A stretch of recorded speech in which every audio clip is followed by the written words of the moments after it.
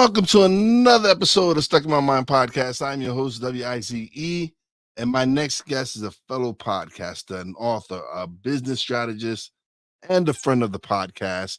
Welcome to the show, Rich Perry. Hey, what's going on, brother? I appreciate the invitation today. I appreciate you, kind of sort of like last minute. I appreciate you stepping in and being a guest, man. I'm excited. We have a mutual friend. Shout out to Stacy Toy for hooking us up and making this happen. So it's great because the way we hooked up was through Stacy and everything, but it was interesting because you're doing something that's kind of amazing, and I want you to share what you're doing. You're taking you're actually having podcasters take a survey for you. What's that about?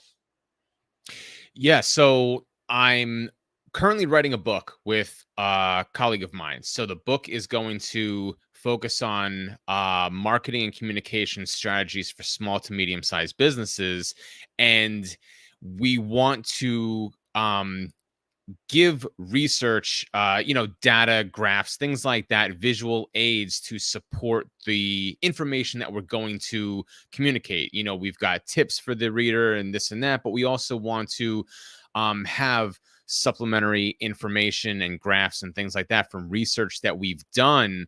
And rather than utilizing secondhand research, like going on to Statista or wherever else to get other people's research, I decided to go into my network, create a bunch of really easy, really simple surveys just to get the data that we were looking for. That way we can say, hey, we've done research. This is firsthand research. And, we found that this percentage of small business owners, this is their biggest issue or whatever it is. But we wanted that firsthand research. And one of the chapters is all about podcasting, like how to get on a podcast to market your business or market your services or build your thought leadership. So I'm interviewing a bunch of different podcasters like, hey, what is the strategy or process you use to select the ideal podcast guest? And then once I speak to all these podcasters, I'm going to be able to show in great detail, hey, this percentage of podcasters said they expect a professional media kit, or they expect this, or they expect this, so that it's not just me waxing my own ideas and theories. It's proven research like, hey, this is what they're looking for. So if you want to be a guest on these shows, you better come prepared. Oh yeah, no, that's something that's really important for me. I asked my guests for a quick bio and a picture for thumbnails and everything.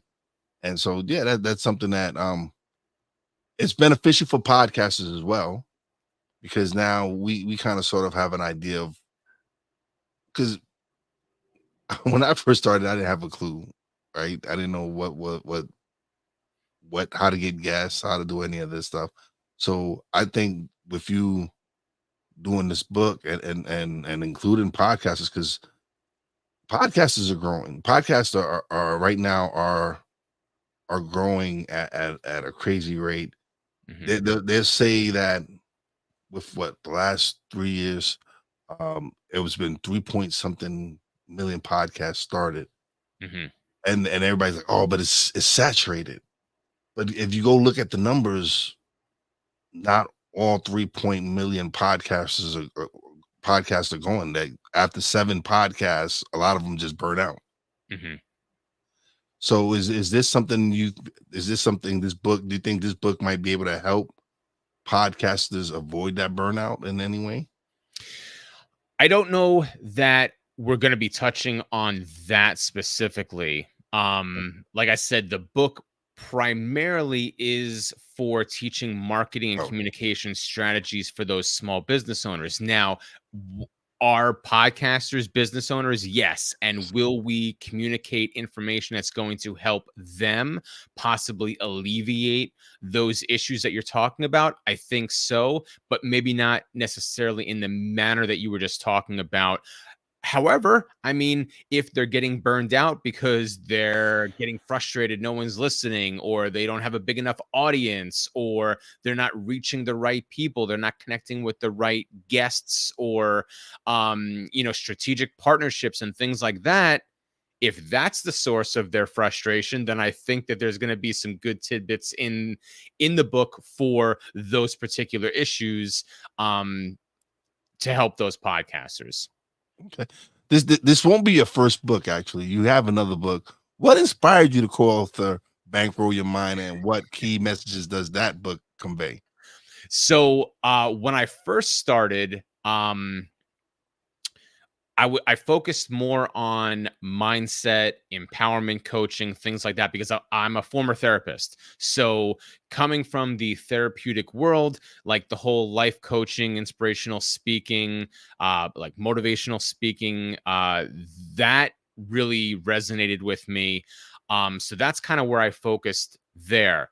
When I was writing that particular book, Bankroll Your Mind, I wrote it with a colleague of mine, Lawrence Pipkin, and we basically used it as that sexy way of saying reprogram your mind. Like, we wanted something catchy, we wanted something that was going to capture interest and intrigue. So Bankroll Your Mind was our sexy way of saying reprogram your mind. So it was very much a um, book about mindset, personal and professional development for people that want to get to that next level.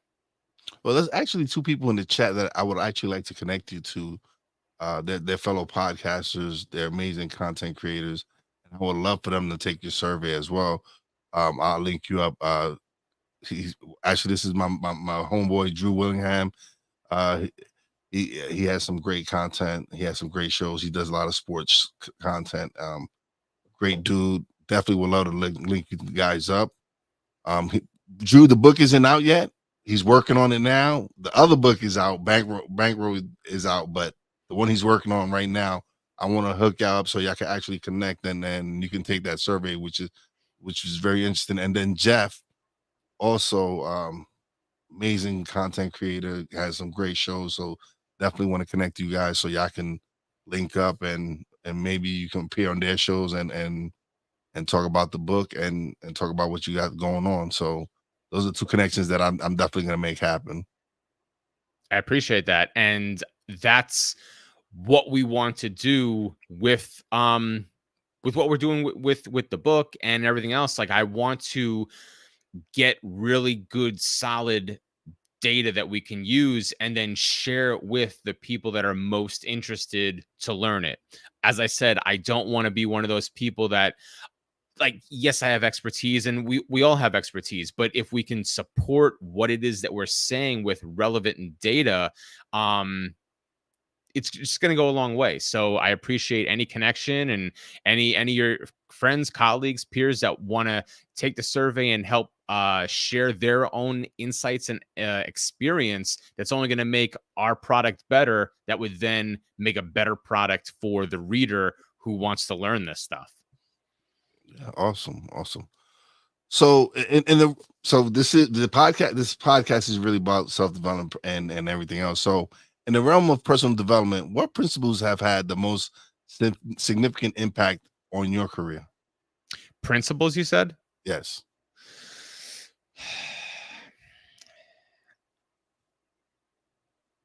Definitely having a positive mental attitude. That's something that I learned both as a therapist, and it was reinforced reading books by like Napoleon Hill. So that's Hmm. something that was always very important to me.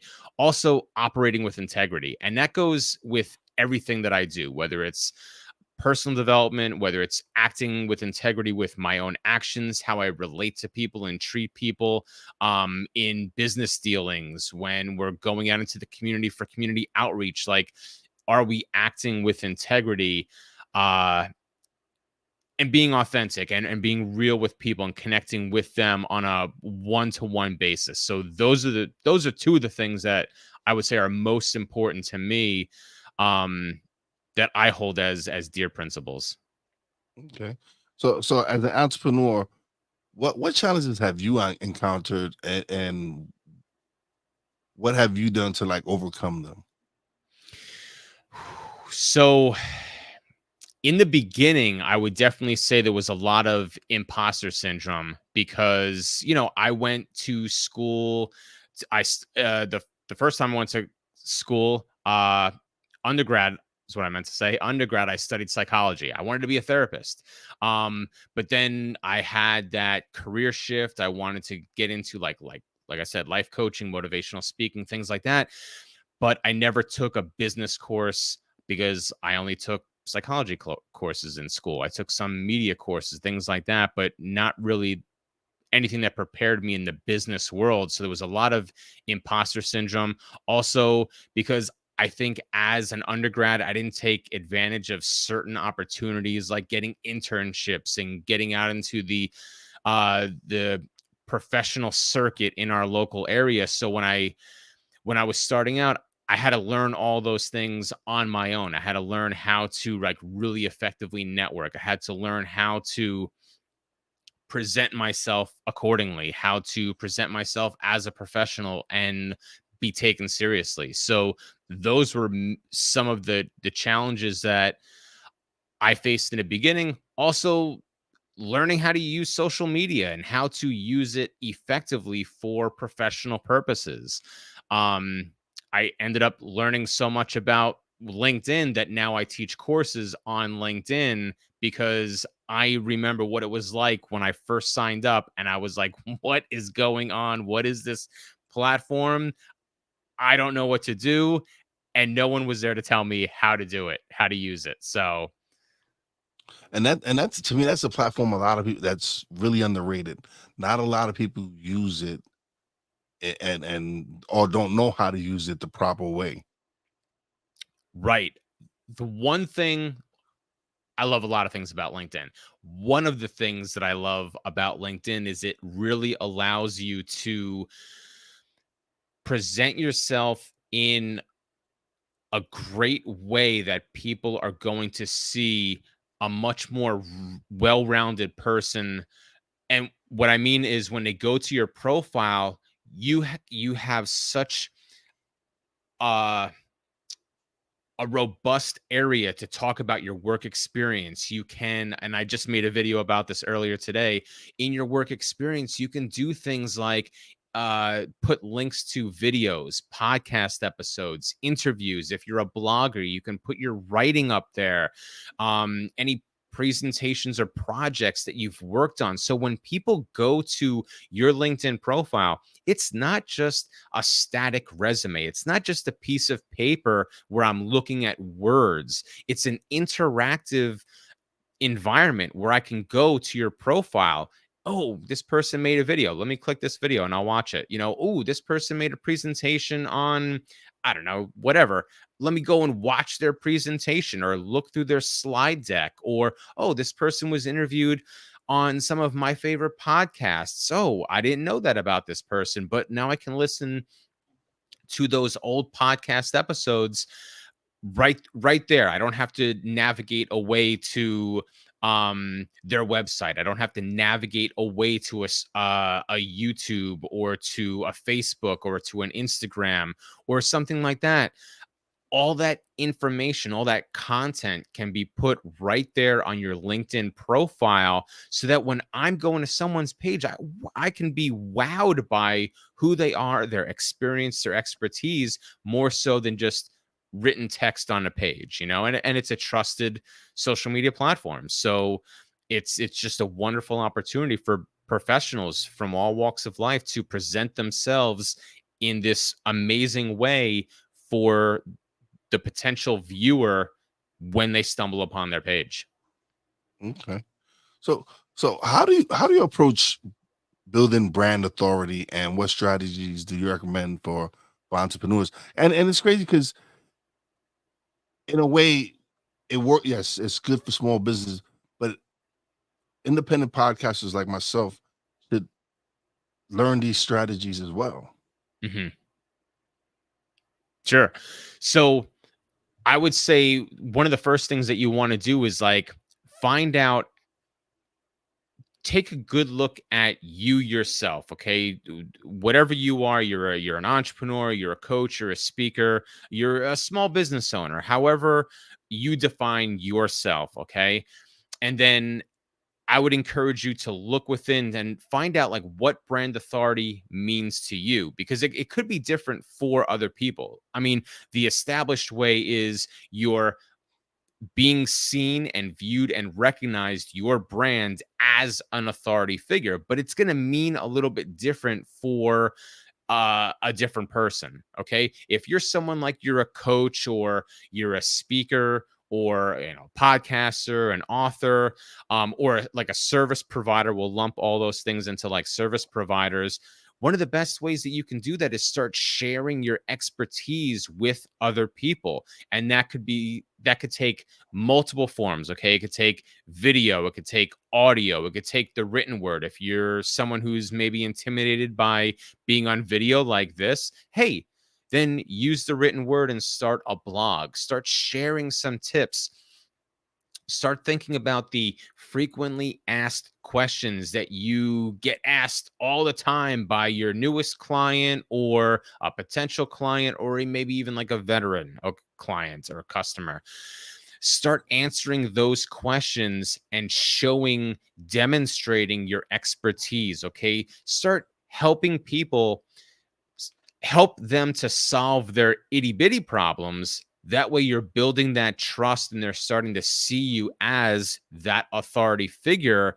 And then they're going to turn to you for their bigger problems, the ones that they really need your help with. So, I would say if you're looking to build brand authority, start sharing your information and don't get into that trap of, well, if I share my information, then why are they going to turn to me? Because it's not about the information, it's about you as the expert. Okay, they're paying you to be in your presence and to learn from you. um so it don't shy away from giving your experience or sharing your best tips, because at the end of the day, they're still going to want to turn to you for that personalized touch. Okay. So, so what role does trust play in branding, and how can businesses establish it with their audience?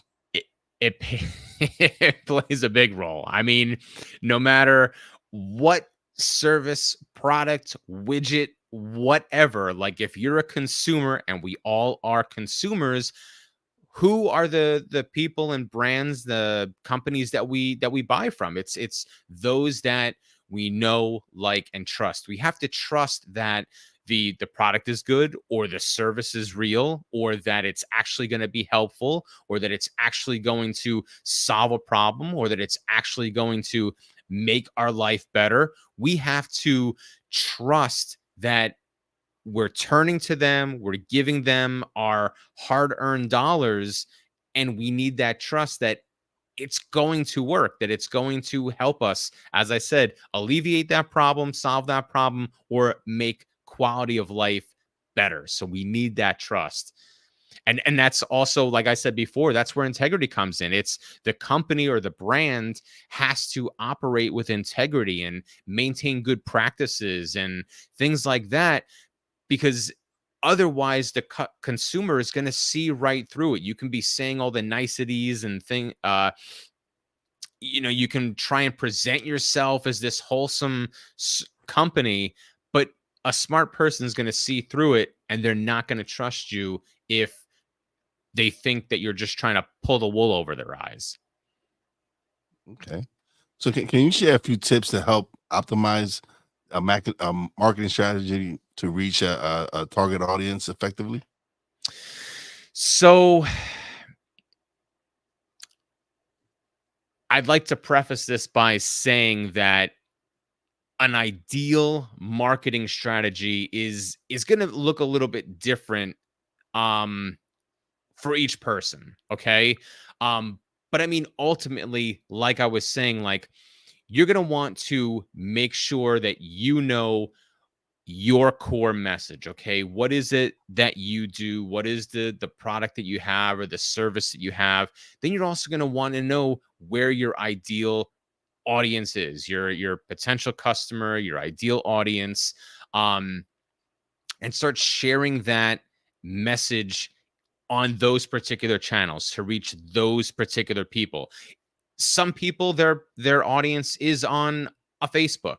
Some people, their audience is on a YouTube or a LinkedIn. Some people aren't even on social media as much as the rest of us. So the best marketing strategy for those folks might be more traditional marketing, such as, you know, TV ads or radio ads or newspaper articles, things like that, or, you know, flyers, things like that. So the marketing strategy itself is going to be dependent on the specific brand and who they're trying to reach and for what reason. All right. So in today's digital landscape, right? How important is it an online presence for businesses, and what are some good practices for them? Ask me that one again. So in today's digital landscape, right? Right. How important is an online presence for businesses? Oh, definitely, definitely. Um, you definitely want to be online. You're gonna want that website, an optimized website. You should also be on the social media channels that your ideal audience is on. Now, and I was just having this conversation the other day, if you're not someone who is particularly savvy with social media, or maybe your time is limited, or for whatever reason, there's another reluctance or hesitancy to be on social media, I do encourage you to be on social media and be active on it, but instead of becoming overwhelmed with trying to be on every single platform, because I have to be on Facebook, they told me I need to be on LinkedIn, they told me I need to be on Instagram. Don't overwhelm yourself. Just pick one platform and use that really well. You don't have to be on every single platform. So when I say your online presence, to be online, you don't have to be everywhere online, but at least pick one or two channels that your audience can find you on. Awesome, awesome. So how do you balance creativity and strategy when developing content for marketing purposes? How do I balance Yeah. creativity? How do you balance it? Yeah. Let's see. It is tough. It is tough because sometimes there's a piece of content that I know it needs to be in a specific way. Like, uh prime example. I'm teaching this LinkedIn course through Johns Hopkins University.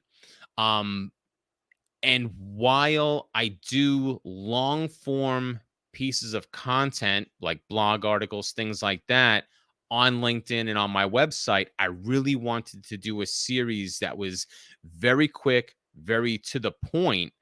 So I did a whole bunch of videos. I did reels, Instagram reels and Facebook reels because I thought those would hit better. They I would Those reels would be more impactful than doing a whole series of long form articles. So I balanced it, and I was strategic, and I said, let me focus specifically on these short form videos, and those have been hitting really well. So that was how I balanced that. I knew that I could deliver more value in a blog article, but for this one, I had to think strategic. I wanted to create a bunch of different pieces of content, and the best way that I was able to do that was by doing like quick 30-second reels for Instagram and Facebook. Awesome, awesome. So excuse me. So so what are some of the common misconceptions about branding, and how can entrepreneurs address that? What are some common misconceptions? Hmm. I don't know. Like something that I feel is misunderstood, Okay. we'll say maybe that is that your brand is you. Like you are your brand. So if you're a coach or you're a speaker, like rather than trying to project a certain image, realize that people are paying for your services. They want to hear you speak or they want to get those coaching tips from you. So, like, you are the brand. So, be the face of your company and what it is that you're doing. Um, don't try and be something that you're not. So, just, communicate who you are as that professional. Also, don't be afraid to be personal. Share some tidbits about yourself and be relatable. Communicate, let them kind of what's the phrase? Take them behind the curtains a little bit and show them Okay. who Yeah. you are as an individual. That all is going to emphasize and help you out when it comes to branding because you're going to be able to differentiate yourself from everyone else that maybe there's 10 other coaches or consultants in your hometown that do something similar, but it's because you showed who you are and what makes you different and your unique qualities that will define your overall brand. And that will be the thing that people gravitate toward. Okay. We're gonna go. I'm gonna go back. So, as an author, right? What who's contributed to multiple books? What advice do you have for aspiring authors out there? So, one of the best choices that I made early on was to be part of a joint venture or JV book project because being an author is an awesome thing. It's also a lot of work. It's not just writing words, okay? It can be a very daunting process and overall project. So if you can connect with someone who is working on a JV project, if you're not familiar with it, if any of the viewers aren't, it's basically a whole bunch of authors get together under one umbrella topic. Maybe it's personal development. Okay. So every author will write like one or two chapters about that umbrella topic, and then it's com- uh, packaged all in one book. So you're only writing one chapter, maybe two chapters tops. That right there is a great way to get your feet wet into being an author, to kind of see what it's all about, how you can leverage the book to get yourself out there, to attract new opportunities. Um, So I would say if you're a first time author, that's a really great opportunity. Also, too, the other tip, it's going to be an easy one. If you're a first time author, you might want to invest in like a writing coach or someone who's going to teach you the process of writing the book and then marketing it effectively because it's a lot of work to write the book, but then once the book's written, you have a whole lot more work ahead of you with the marketing. And I think a lot of people maybe don't understand that. Um, Most authors, you're probably, if it's your first time and it's just not this banger of a title and you don't have an agent, you're probably not getting picked up by like Penguin Books or Simon and Schuster or Wiley or something like that. um, you're probably going through a smaller publishing house, or maybe you're self-publishing. So there's a lot of things that you're going to need to know. And without that guiding hand, it may be more frustrating than it needs to be. Oh no, I agree with you. Because we actually, excuse me, we published my nephew's book, and in 2021, 2022. I think it's 2022. We published his book, and we self-published it. We sat down with a professional writer, and had her review the book, and correct some things, and really just get the book situated, and it was not easy. It was not easy. We still learning how to marketing. That's something we're working on how to market the book now, Mhm. and get it going, because it's a wonderful book. And so I understand. Yeah, it's not easy task. One thing that you might want to do, if I can ask, what kind of book was it that your nephew So wrote? so he's a ex-con. He's turned his life around. Started a maintenance property maintenance company and everything, and it just spoke on his transformation from the prison system to being in the streets now, and how he's gone from prison to peace, and he's changed his mindset, and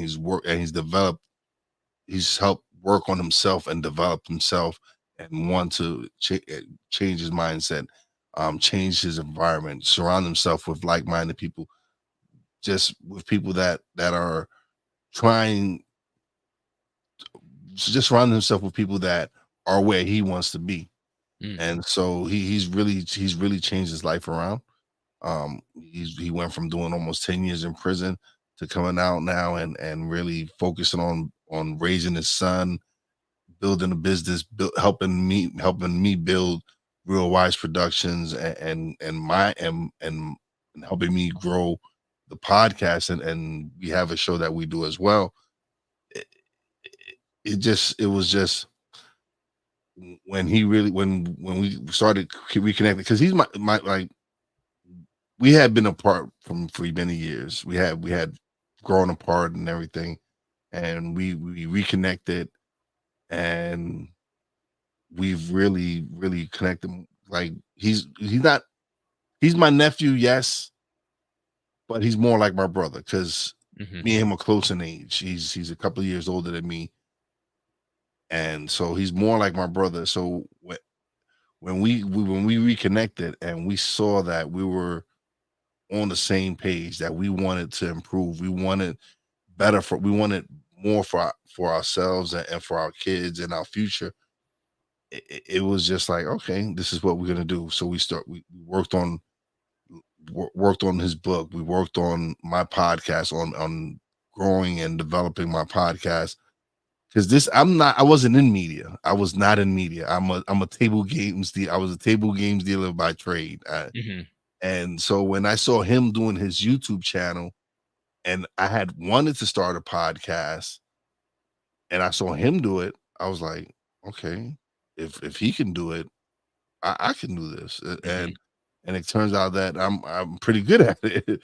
And it was just, he was like, so when he saw that I was doing well, and people were really actually listening and tuning into the podcast, he was like, all right, what can I do to help push you now? He says, yes, you helped me push my book, and you helping me grow and develop. What can I do to help you? And Mhm. that's all it's been. It's been, we see that one of us is down, we just uplift each other. We're like, come on, get up. We got this. We can do this.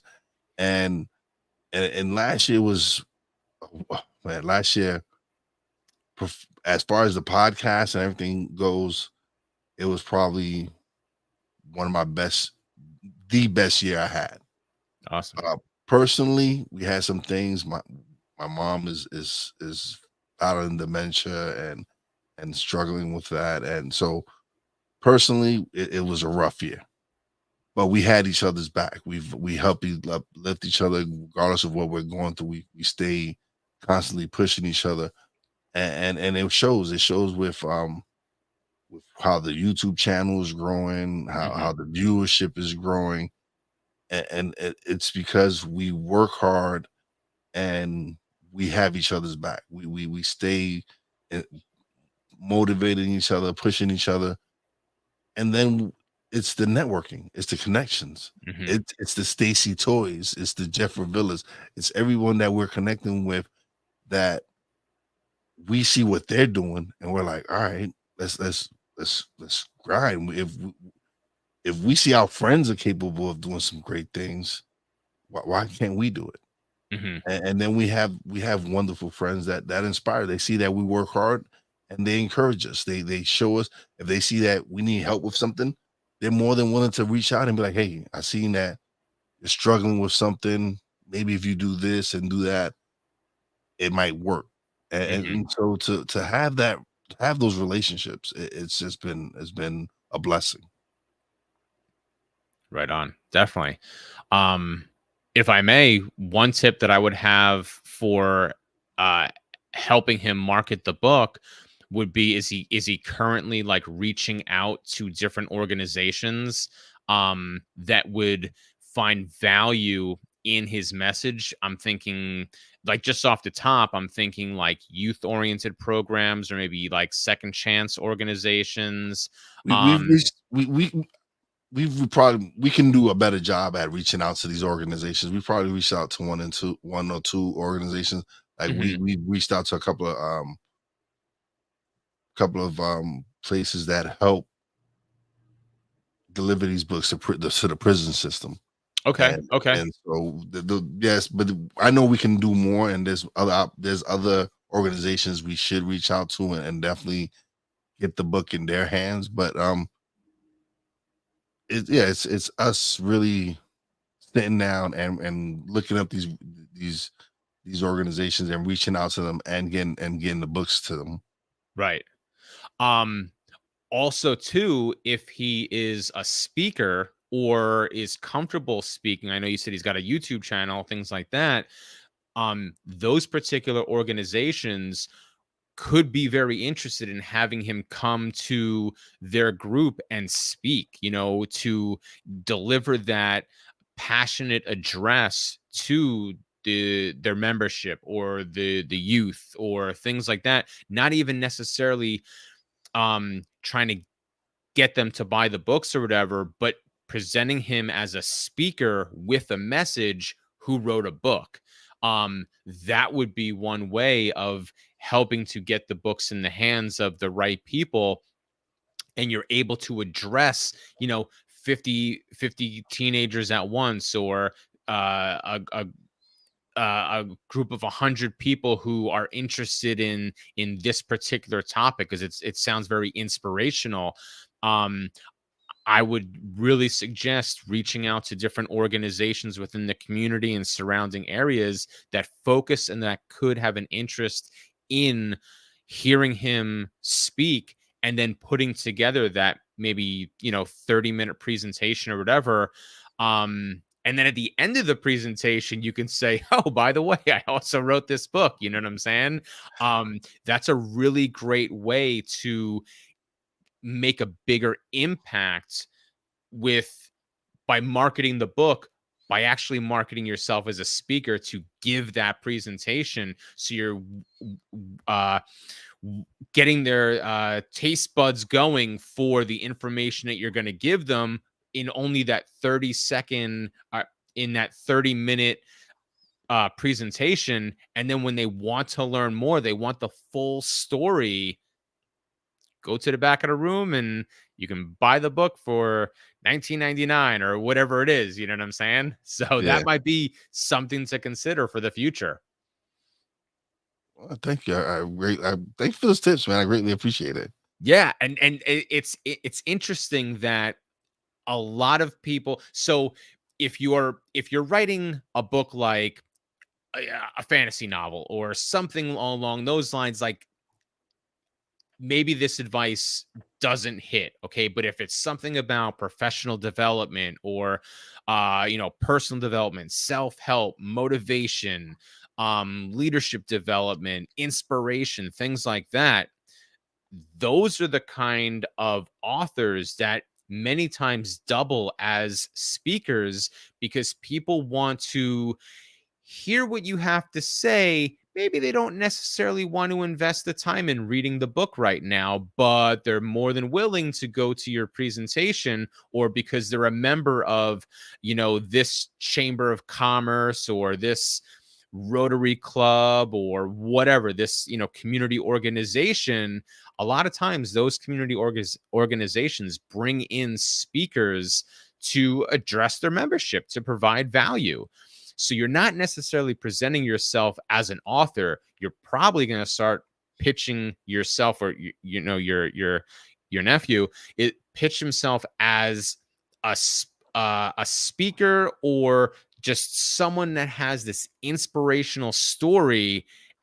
And I also have the full story in this book. So I'm coming to speak to your people to give them a taste about my life struggle and how I was down in the dumps and I picked myself back up and I've achieved so much. And these are the things that I did. And I'm hoping that what I have to say is going to inspire you, or, help you turn your life around or whatever. And it's all written in this book. I gave you the Cliff's Notes version. I gave you the 30-minute presentation.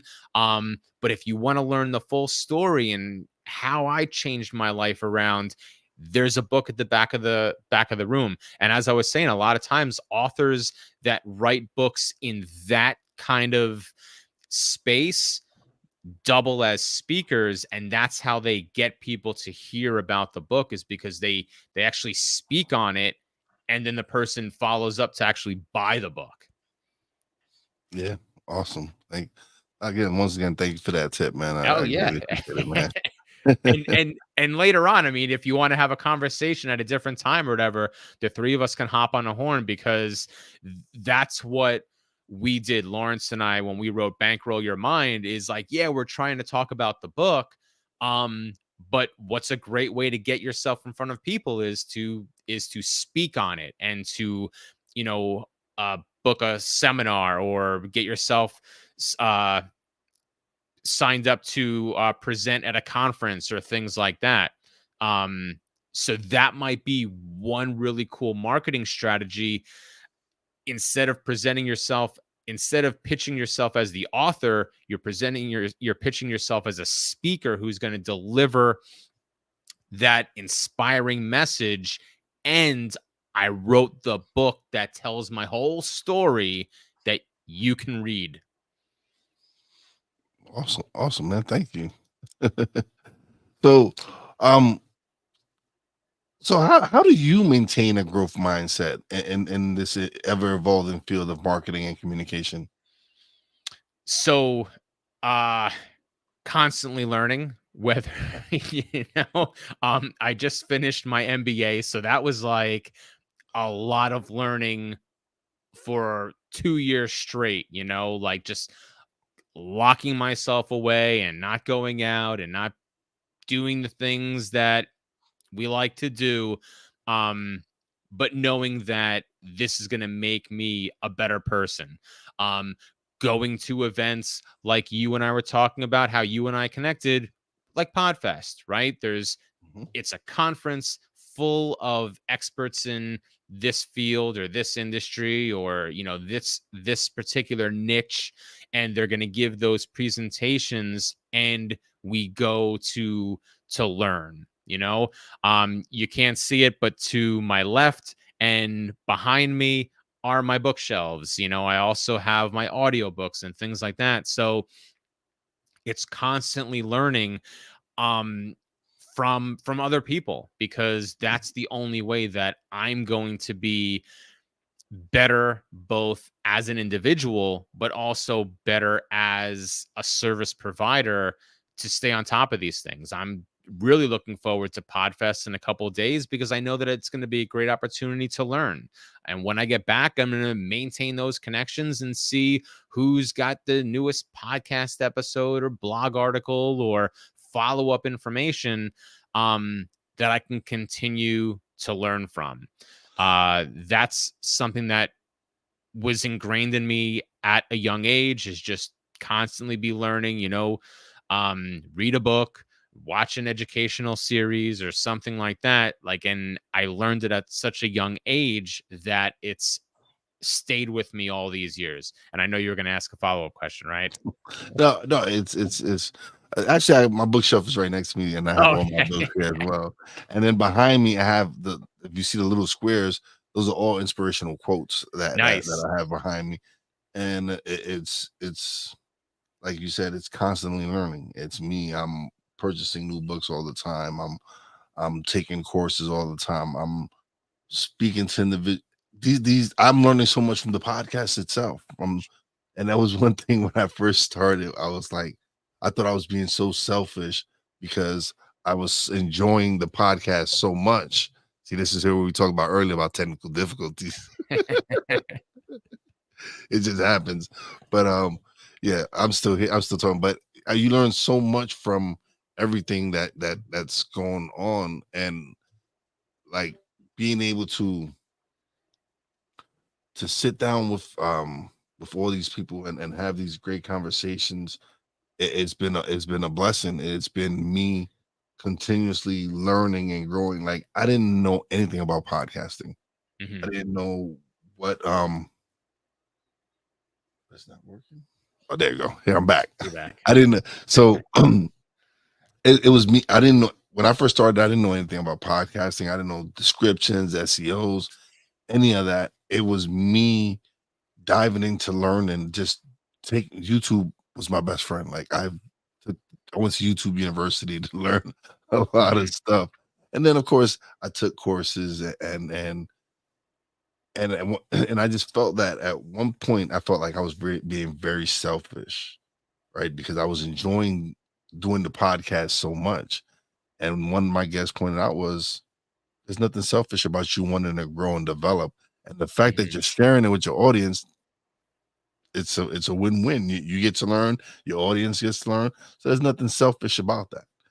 I was like, oh yeah, it makes sense. But it was something, it was just something inside of me like, oh man, I'm enjoying this too much. Mhm.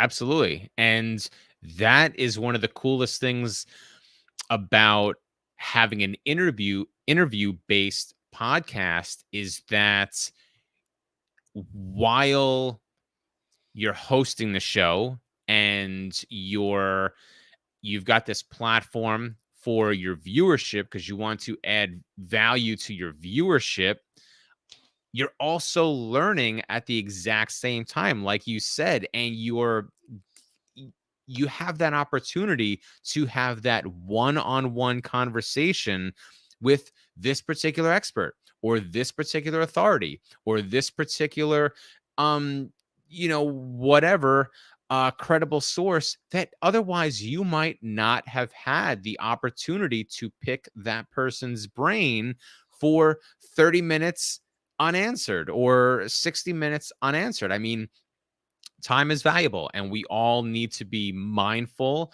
and conscientious about where we invest that time.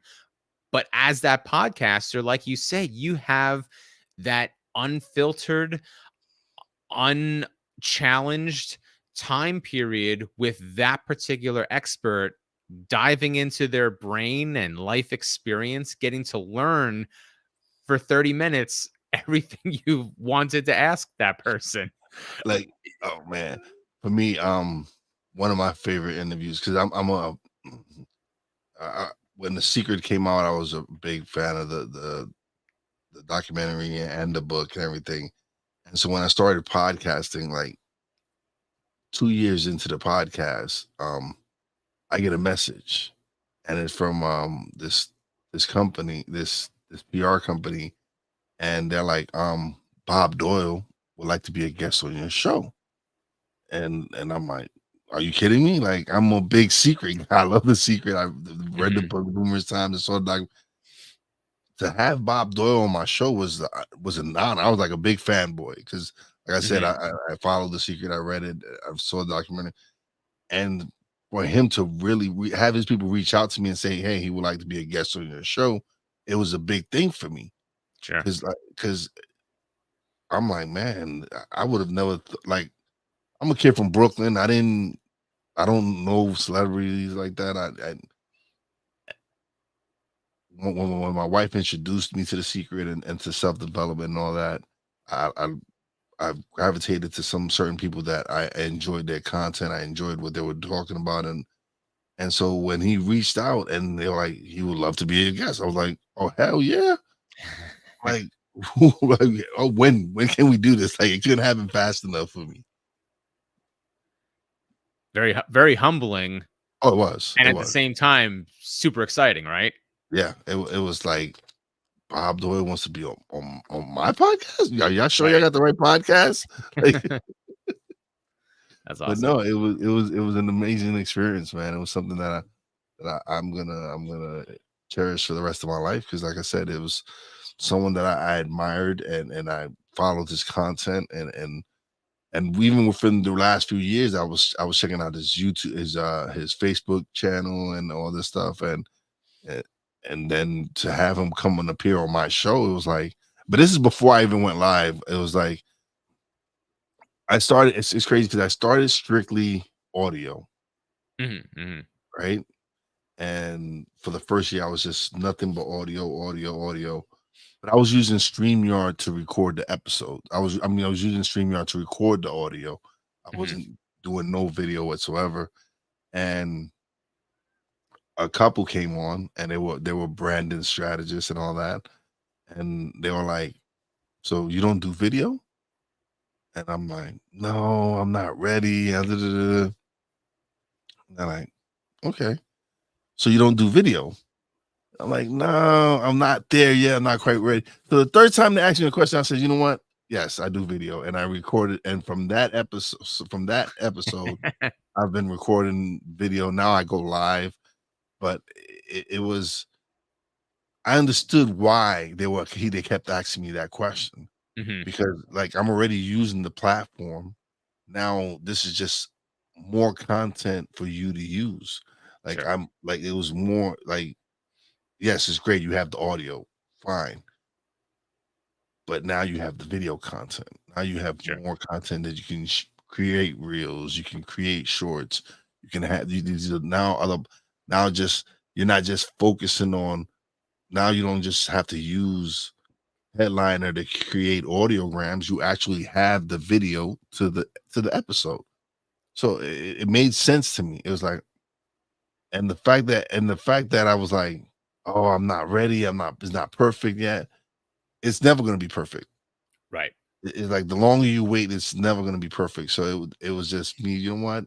I understand what you're getting at. I know what you mean. So yes, Hmm. I do video now, and it was a great experience, man. It was. I learned a lot that episode.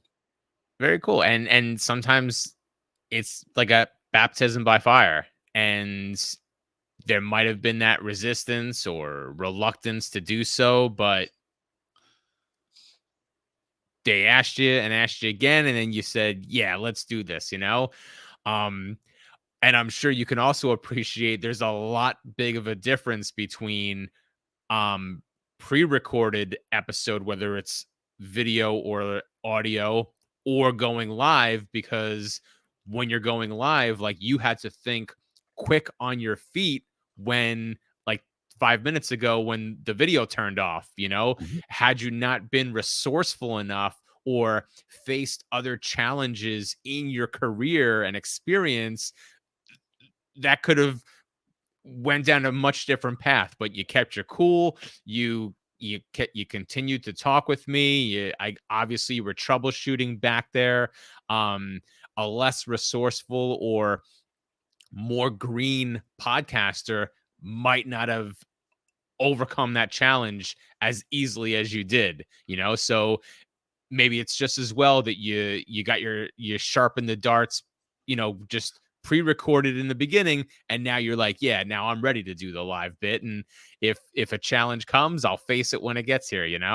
Yeah, and that's one thing I tell everybody. Like, there's always gonna be technical difficulties. You never know. Right. It's how you respond. I could have. Oh man, it's gonna snow. How you respond, man. I keep you cool. just do what you do, and it'll work out. And honestly, one of the reasons I go live now, right, is to save me on editing. Okay. Honestly, it say actually, because now that I'm recording, it's out there. Hmm. So I don't have to edit. I don't have to spend hours editing my stuff. I'll edit other people's stuff. I do that, and people pays pretty well. So I Hmm. don't mind doing the editing of video and audio. But for me personally, I was like, I'd rather do the live, and I enjoy the interaction. I enjoy when Hmm. people leave comments. I enjoy when people hear something that and they leave a comment and they were like, "Man, thank you. I needed to hear that," or whatever the conversation was, and so it also gives the audience a opportunity to be a part of the show. So now it makes it their show as well. Absolutely. And that's a really cool thing. Uh, for having that live feed, whether it's the live video, like we're on YouTube Live, or some kind of live audio program or whatever. Like, there are really cool platforms out there, shout out to StreamYard, that allow the creator to interact with the audience in real time and get maybe some burning question from an audience person. It could totally change the interview and make it that much better because this platform delivers those capabilities. Yeah, and it's StreamYard has been even in the few years, couple of years that I've been using it, they've evolved so much. Now you're able to clip here directly on StreamYard. You can create clips directly on StreamYard and send them to YouTube, send them to Instagram, and it's like I have a whole production studio at the palm of my hands. You see, at the beginning of the show, I have my intro. At the end, I'll have my outro, and Hmm. it's all here. Whereas in years past, you probably would spend thousands of dollars to rent the studio and have a camera guy and have an audio guy and have all these things. I have a mini studio here at home. Yeah, absolutely. Technology. Oh man, it's been great, and I've invested in some good equipment, and once I figured out that this is what I wanted to do, I invested in myself. I was furloughed from work at the beginning of the pandemic, got extra money, and what I did was I invested in a quality mic, I invested in a quality camera, I got me the Rodecaster Pro. I just invested in myself because first of all, people are giving me something very precious, which is their time. So Hmm. the fact that they're here listening, watching, whatever, I felt that I needed to make sure that my equipment was up to par. They needed to hear me clearly. They needed to make sure that my audio sounded perfect. My video came out well.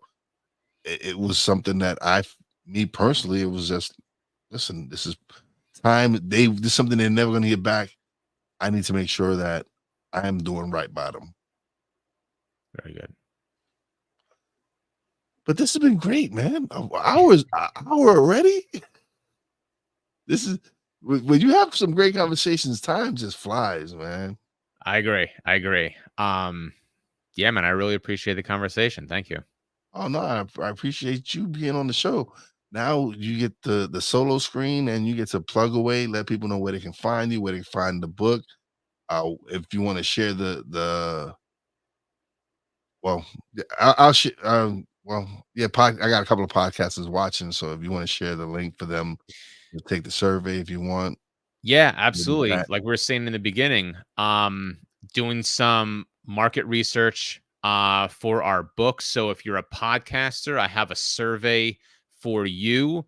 If you're just a professional, I've got another survey. And don't worry, the surveys will only take 2 to 3 minutes tops, and you can find them easily on my website, richperry.com.